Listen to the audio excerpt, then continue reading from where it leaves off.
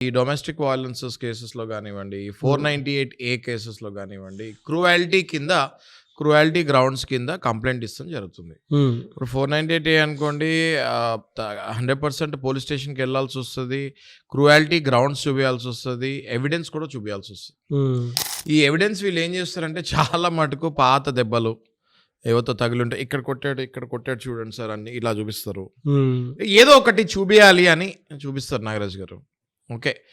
ఆ ఎవిడెన్సెస్ చెల్లుబాటులోకి రావు. కానీ prima facie police స్టేషన్‌కి వెళ్ళి ఏడుస్తూ కంప్లెయింట్ ఇచ్చి చూపించినప్పుడు ఖచ్చితంగా పోలీస్ వాళ్ళు కంప్లెయింట్ తీసుకోవాల్సి వస్తుంది. సిమిలర్లీ డొమెస్టిక్ వయలెన్స్ అప్పుడు కూడా ఇలాంటివే ప్రూఫ్స్ చూపిస్తూ ఉంటారు చాలా మటుకు మహిళలు.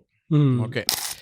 నేను వయలెన్స్ భార్యాభర్త అంటే తిట్టుకోకుండా, కొట్టుకోకుండా ఉంటారు అని నేను అనట్లేదు నాగరాజు గారు.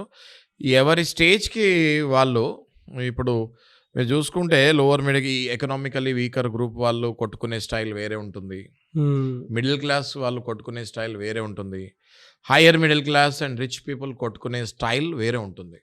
సో డొమెస్టిక్ వయలెన్స్ అనగానే చాలామంది కన్ఫ్యూజ్ అయ్యేది ఏంటి అంటే, వయలెన్స్ అనగానే అందులో ఏదో కొట్టేది ఏదైనా ఉండాలి అన్నట్టు ఫీల్ అవుతుంటారు. అందులో ఇమోషనల్ వయలెన్సెస్ ఉంటాయి.